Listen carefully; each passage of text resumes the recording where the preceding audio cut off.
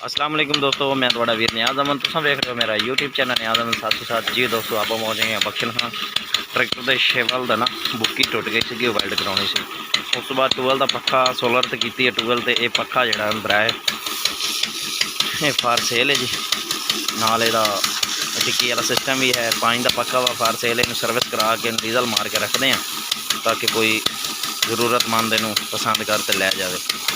तो फार सेल है जी, बिल्कुल नवा पक्खा 2 साल सिर्फ चलो है। उस तो बाद यदा कोई काम नहीं होने वाला, सिर्फ ग्रीस पाओ पक्खा चलाओ।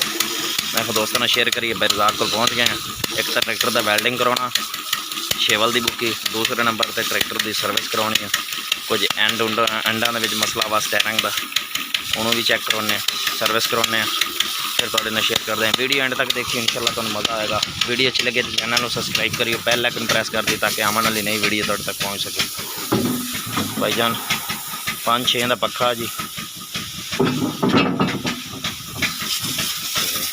रजाक ना यारियां लाई खड़े हैं, सर्विसा हो रही हैं। भाई डीजल ही मारना तो कूच के फिर डीजल मारना, डीजल मार के फिर इन्हू उत्थे रखना जा सफाइयाँ कर दे VIP रख के। तो जे को पूछे दसे तो आपने बेचना भी है।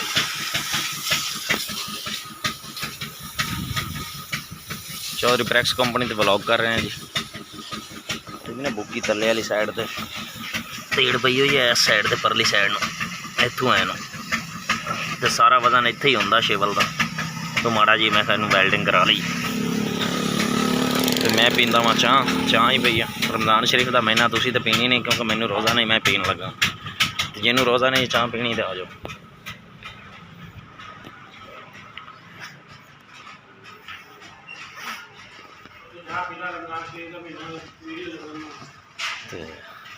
भाईजान फौजी साहब रोज़ा को नहीं, भाई लतीफ़ नू रोज़ा को नहीं माशाल्लाह। तो भाईजान आप पी रहे हैं चाह, जिन्होंने रोज़ा नहीं है वो आके चाह पी सकते जी। मेरे दिल के टोटे लारी सर्विस हो रही, पानी बज गया जी। भाई और हम डीजल ना कुचनगे, कुच के फिर उत पानी मारांगे, सफाई हो जाएगी तो मोटर हो जाएगी तैयार। उस तो बाद फिर मैं तुहानू दिखाना शेवल दी आ तेल एवें इन्ने तक कराने आप वेल्ड। इस साइड पे आ गई। दूसरे नंबर पर ये एंडा के मसला वा, इन्हें एंडा ले आ एंड मरम्मत कराने। उस तो बाद यदा मोबाइल सिलेंडर का चैक करते हैं।